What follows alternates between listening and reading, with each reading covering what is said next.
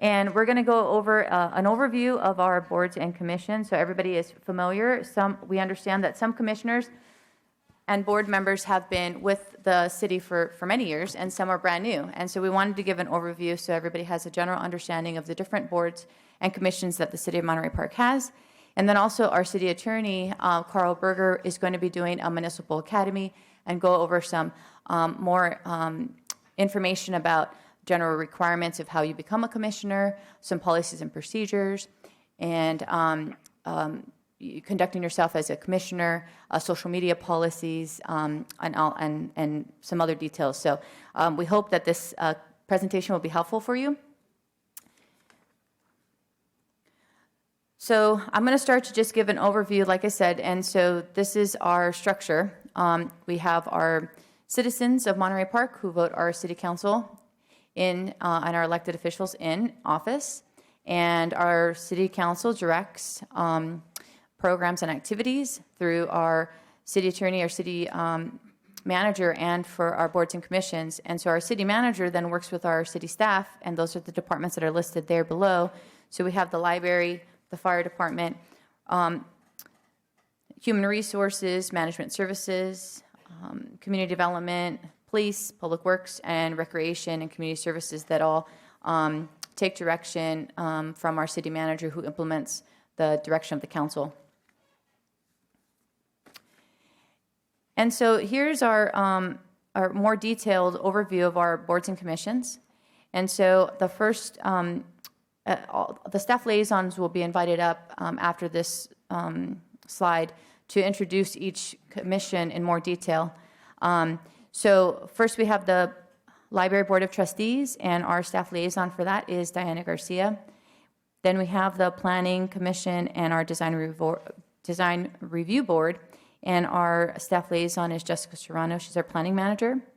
We have our Traffic Commission, and the staff liaison is Cesar Vega. He is a civil engineering associate.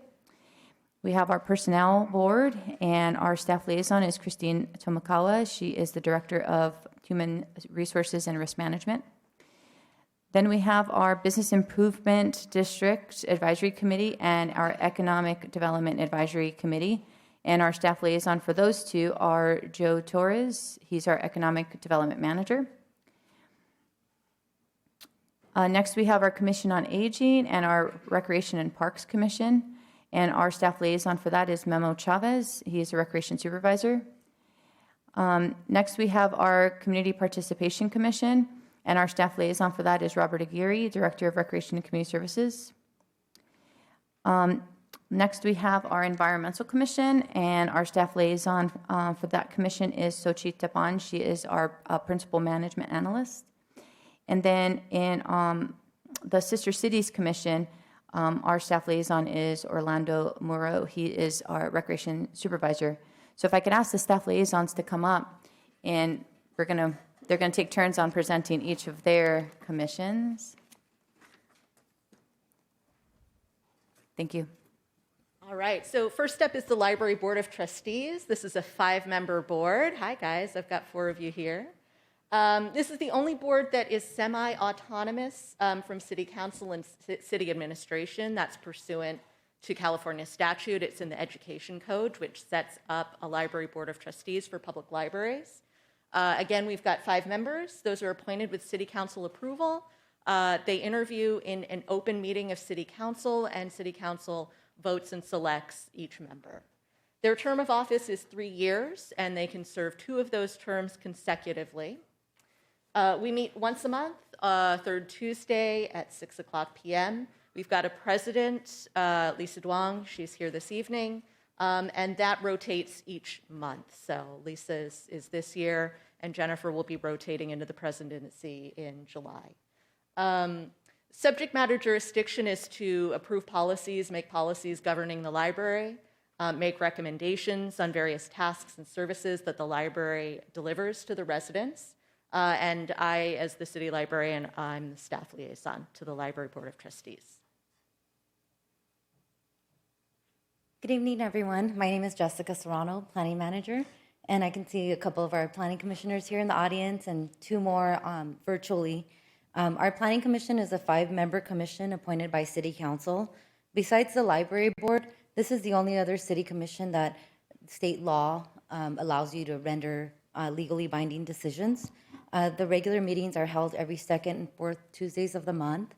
And the Planning Commission makes recommendations to City Council on land use regulations and development proposals, and also acts as the planning agency on certain development proposals, and performs other assignments as designated by the City Council. And the Planning Commission also acts as the Construction Appeals Board for purposes of the California Building Code. Additionally, the Community Development Director is the staff liaison. Thank you. Good evening. I'm Christine Tomikawa, the Director of Human Resources and Risk Management, and I support the Personnel Board. Currently, we have the Personnel Board is now a 3-member board. The board is responsible for rendering decisions related to personal appeal matters for non-sworn city staff pursuant to the Monterey Park Municipal Code. If requested by the City Council or City Manager, the Personnel Board can review and advise on personnel matters and hearings in accordance with applicable memorandums of understanding. Thank you. The next section is going to be boards and commissions that are advisory only. So as the Library Board, Planning Commission, and Personnel Board just described, these other boards and commissions are advisory only, which means that they don't have independent legal authority to make any decisions on City Council's behalf. And they're either established to either provide council advice or other specific recommendations. Hello again, Jessica Serrano, Planning Manager. I'm here to talk to you about the Design Review Board, which is the 5-member board appointed by City Council. The members of the board must be either residents or business owners within the city, and they must have a background related to architecture, planning, landscape architecture, civil engineer, among others.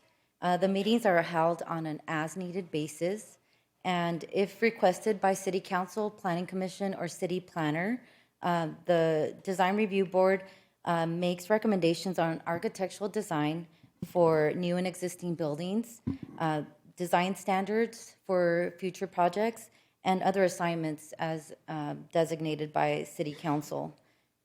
Furthermore, the Community Development Director is the staff liaison. Thank you.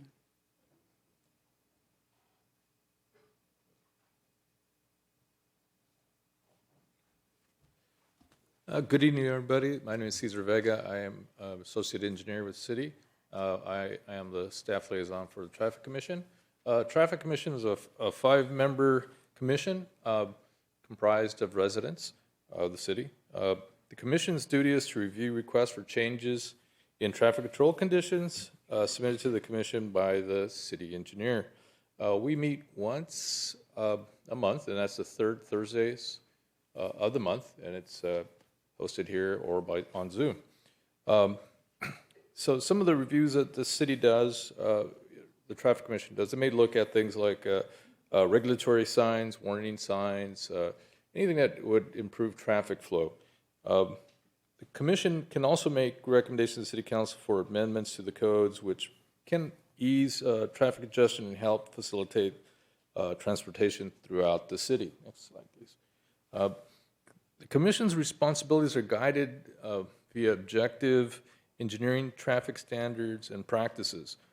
Traffic engineering standards such as the Caltrans Highway Design Manual or the California Manual for Uniform Traffic Control Devices are applied to produce solutions for the local conditions of Monterey Park. City manager typically appoints a city engineer or his rep as staff liaison to the Commission. Currently, I'm holding that position. Thank you.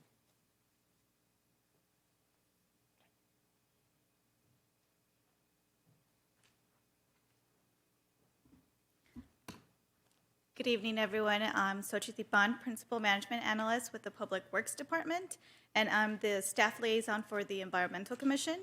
The Environmental Commission is a 5-member commission appointed by the City Council. The commission also has the ability to appoint 2 non-voting youth members. And members of the Environmental Commission can be a city resident, a person operating or working in the city, or a professional scholar in the environmental field. And the commission's regular meetings are held on the second Tuesday of every month. And the commission is responsible for developing policies and procedures relevant to the environment and community sustainability. They may also seek and research potential funding for programs in the city. They can promote programs for environmental awareness and monitor legislative activities affecting the city and make recommendations to the city. Additionally, they may advise the city council regarding any environmental issues, and they're also responsible for planning the annual Earth Day events. Usually it would have been a bike ride. Most recently, because of COVID, they held a virtual event with collaboration of the city library. And the city manager appoints the public works director or another public works staff like myself as the staff liaison. Thank you.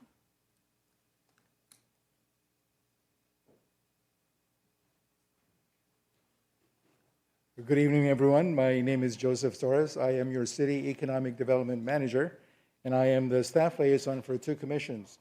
The first one is the Business Improvement District Advisory Committee. It is a 5-member committee. Persons appointed to this committee must own or operate a business within the Business Improvement District. The committee has 2 main responsibilities.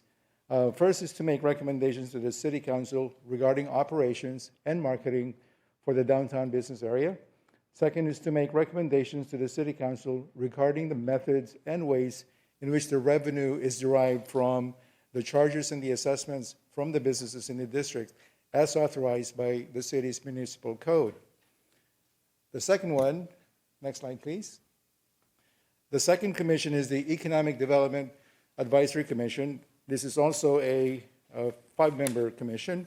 Members must either be a city resident or have business experience with a background in finance, economics, or development. The commission is generally responsible for monitoring the city's economic development strategic plan, including recommending any updates, providing the City Council with annual updates regarding the economic development plan, and also advising the City Council regarding the needs of the local economy. The city manager appoints the economic development manager, and we meet once a month. The previous commission, BIDAC, we meet once a quarter, first month of the quarter. Thank you.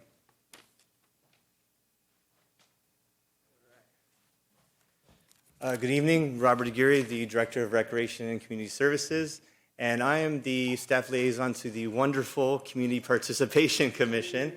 The Community Participation Commission is a 17-member commission. 10 of those are appointed, 2 from each of our city council members, and then we also have 7 non-voting youth commissioners. So the Community Participation Commission helps foster and promote community events, something like our upcoming MPK Spring Egg Hunt, which I hope to see everyone at on April the 14th at Barnes Park, starting at 5 p.m. Going to plug some of our upcoming events. And also the upcoming Cinco de Mayo and Playdays events in May. So hope to see everyone out there. The Community Participation Commission will definitely be helping promote those activities coming up and help get the community involved. Thank you.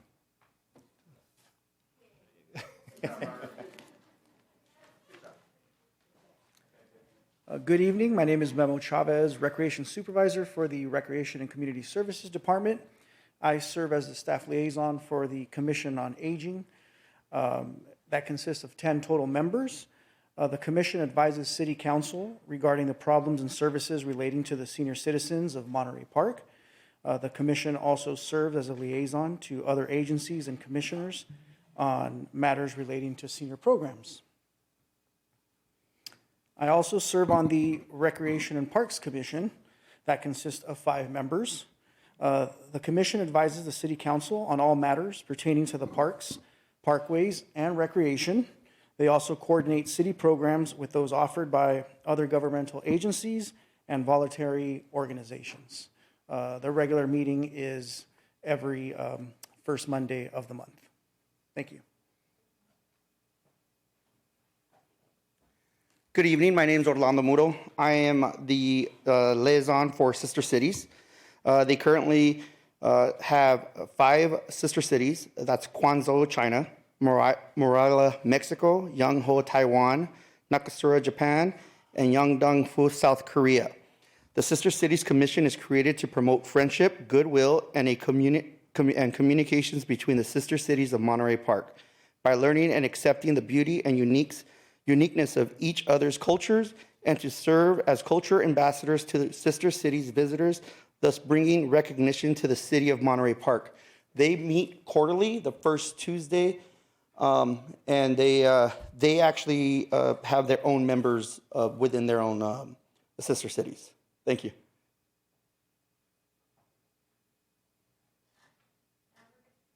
Sorry about that. Now we're going to have our city attorney, Carl Berger. He's going to go over general requirements, core principles, policies and procedures, subject matter jurisdiction, and then we'll be open for questions. Carl? Thank you. First of all, thank you all for being here, and welcome to the endemic. I think on a note of good news, City Hall will be fully open next week, starting on Monday, back in person, and so you guys can congratulate yourselves on being the first in-person meeting that we've had in the past 2 years, which is one of the reasons. Yes, exactly. This is exactly one of the reasons that we decided to have this presentation with regard to the Municipal Academy, not only to introduce the staff liaisons. There are a lot of new faces. There are a lot of people that were both hired and appointed during the past 2 years that many of you probably have not seen other than on Zoom or behind a mask.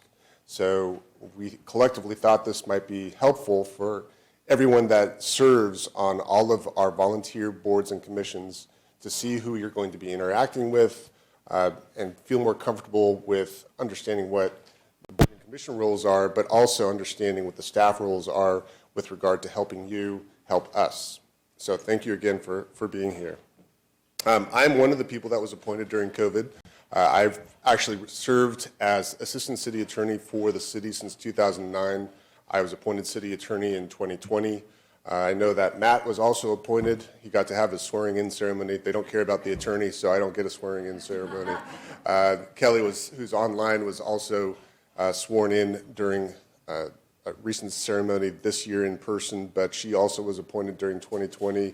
Christine is new. I can keep on going down the list. So there are a number of executive level department heads that actually have not been here in the chamber in person during council meetings. They've all been on Zoom, so this is a bit of an orientation for them too. I think one of the biggest lessons, as Robert has said, is remember to turn off your microphone before saying anything and turn it back on and off. Hot mic is not necessarily a good thing. Just very briefly, I realize that there's been a lot of information thrown at you. As I mentioned, I've been here since 2009, but to give you a just very brief bio of myself, I think you saw on the org chart as we started out, there are 2 people that are appointed by the city attorney, or I'm sorry, appointed by the city council and report directly to the city council. That's the city manager and the city attorney. The city manager takes care of the day-to-day operations of the entire city. All employees answer to the city manager. The city attorney is the general counsel for the city and provides legal advice to the city council and all the boards and commissions. We also have a secondary role, which is prosecution and enforcement of the municipal code. So that's secondary to our primary responsibility, which is to be general counsel.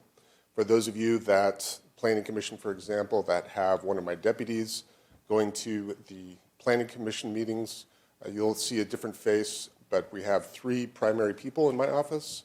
That's myself, my assistant city attorney, Tim Campen, and Joaquin Vasquez, who is the deputy city attorney.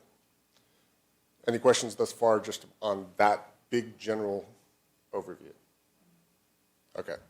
So let's go into your voluntary service on boards and commissions. And again, I think I can speak on behalf of all the staff. Thank you very much for serving.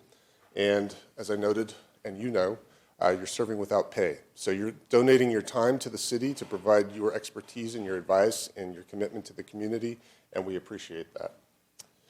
What I'm going to roll out here is a general overview for all commissions, and I'm going to refer to them as just commissions rather than boards or committees or commissions. These are things that are established in the municipal code, and this process began back in 2013 and became more in the forefront more recently, simply because we anticipated coming to the end of emergency operations, and we wanted to make sure that the City Council had given clear direction in terms of what it expected its boards and commissions to do. Under the municipal code, a person can only serve on one commission, so that's why if you were interested in other commissions, you can only pick one to serve on during your tenure. There's a default of 5 persons for each commission. Now you'll have seen and heard that there are commissions with 17 people on them or 10 people on them and what have you. The City Council can go beyond that default of 5, or can actually reduce it below 5. So you heard that the Personnel Commission, for example, has 3 individuals on the board. One of the reasons for that is, as you heard tonight, Helen, how many board commissions actually had a quorum tonight? Oh, not everybody. Not everybody. So despite Robert's throwing up his arms on that one, this was a joint meeting of all commissions, but as you heard, that not everybody here that's attending tonight, attending on behalf of their commission, their entire commission was not here, or a quorum was not created. One of the things that the City Council did was to reduce the number of people needed to create a quorum for all boards and commissions to 3 people. So you heard even tonight, even though 1 or 2 people may have attended, that a quorum did not attend, and so a meeting of that particular commission did not occur tonight, even though some people from those commissions are still in attendance. That's a legal issue not a big deal for purposes of tonight, which is simply an informational meeting. But in the future, if there are meetings, you have to have a quorum that's a minimum of 3 in the city of Monterey Park. Members on the commission must generally be city residents. You heard from Joe Torres that he has 2 commissions actually where you don't have to be a resident. You do have to demonstrate, though, that you have other special qualities that he went over. Convicted felons may not serve on a commission. Are there any convicted felons in the room? Okay, good. Council members may appoint you. So each one of you was appointed by a particular council member, more than likely. And the council member simply appoints the person that they want, reports that to the city clerk's office, and that appointment is then subsequently noted to the City Council. The one exception to that is the Library Board of Trustees. As Diana mentioned, it is the only one of all of our commissions that actually is semi-autonomous from the City Council and operates pursuant to the Education Code and the Monterey Park Municipal Code. Next slide. One of the things that the City Council did during COVID was to adopt a code of conduct. This happened after the election of 2020, and when the new council took office, this was one of the things that Hans Leong wanted to have on the agenda to discuss and encourage the City Council to do, which was to adopt a code of conduct for not only the City Council, but for all the boards and commissions that represent the city. There are 4 core principles under the code of conduct, and those, in part, they're not actually reflected on the code of conduct healthy workplace environment that you're signing off on, but these are the 4 code of conduct core principles that are included in the resolution that's part of your packet. Before I continue, I just want to make sure that you got the packet, including commissions, committees, boards handbook, which is updated particularly for this particular seminar. 4 core principles. I'm not going to go through each one of these bullet points. Here's the basic premise. Once you've been appointed to a commission, you're representing the city of Monterey Park. You're an appointed public official, and the City Council expects its public officials to act with decorum, to act as a public official, to respect not only the people that come in front of you to provide you with information, but also the staff members involved with providing you with the information and assisting you, assist us. Next slide. This is the implementation of the core principles, which, if you boil it down, is exactly what I mentioned. How to implement those expectations from the City Council on a day-to-day basis as public officials. Next slide. Same principle. Prepare yourselves for each meeting. Staff takes a great pride in providing you with agenda items, puts a lot of public resources into that. That doesn't only mean time and effort, but it also means your tax money goes into the preparation of those agendas and doing the research for them and providing the time for you to come in and comment on those items. So the expectation from the City Council is that you're going to prepare yourselves to fully be able to intelligently discuss them and provide direction if asked for it. Next slide. These are the general overview again of all commissions. We already discussed the quorum. Staff members you've met, who are the liaisons between the city staff and those particular commissions. Election of vice chair and chair, regular meetings, procedures for running your meetings. The Planning Commission, as far as I know, and maybe Sister Cities are the only two commissions, maybe the Library Board has some procedures in terms of running your meetings. If you don't have procedures that are separate from those of the City Council, the meeting procedures of the City Council apply to your meetings. And the resolution that the City Council has adopted for running its meetings is included in your packet. It's fairly lengthy if you were to read it all, but realistically, it's unusual for there to be a procedural discussion during a meeting, and the chairperson or the staff liaison is there to help move the meeting along. The bottom line to remember about all of your commission meetings is that these are business meetings, and the purpose of having the commission meeting or having a city council meeting is to conduct business of the city. It is not a forum necessarily for there to be a back and forth with members of the audience. It's there to discuss the things that are on the agenda in front of you and try to move through them as efficiently as possible. That's the purpose of the meeting procedures. Next slide, please. There are two things to remember, is that regular meetings require 72 hours notice and are usually established by resolution in the commission. For the city council, it's actually established in the municipal code. The other thing to remember is special meetings can be called anytime upon 24 hours notice. Hold on, let me make sure I got through that particular slide. Some of the questions, there have been a couple questions in the past 8-9 months about meetings that have been adjourned. And the adjournment occurs when, to be practically about it, is when there's nothing to put onto the agenda. And staff is cognizant that you're here volunteering your time on all the commissions and doesn't really want to waste your time coming into a meeting to discuss things like meeting minutes from the last meeting. If that's the only thing on the agenda, the staff person is expected to reach out to the chairperson, whoever that might be for your commission, say there's nothing on the agenda really to discuss. Should we just move the meeting of minutes to the next agenda? Or is there something in particular that you think is important to put onto the agenda? And under those circumstances, that's when a meeting is adjourned.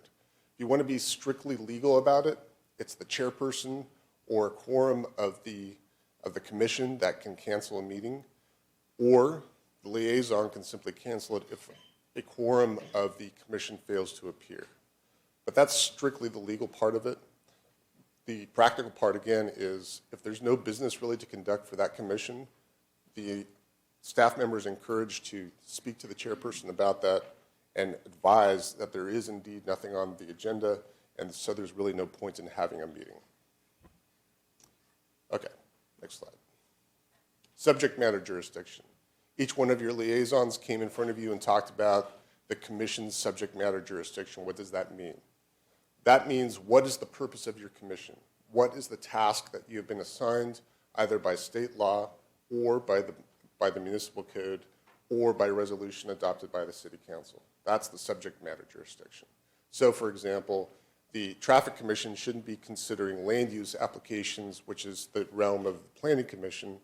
The library board shouldn't be considering updates to the traffic lights because that's the realm of the traffic commission. That's what it is in a nutshell, subject matter jurisdiction. The important part about that is you are all interested members of the community, otherwise you wouldn't be here tonight, or volunteer your time to be on a commission. So we all understand that you're interested in all aspects of the city.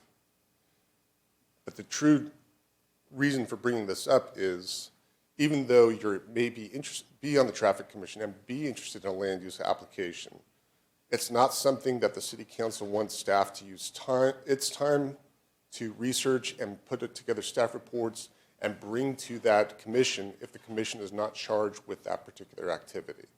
And in fact, the City Council, through its code of conduct, has stated specifically that staff is specifically not supposed to do that, and the commission should not be asking for that information.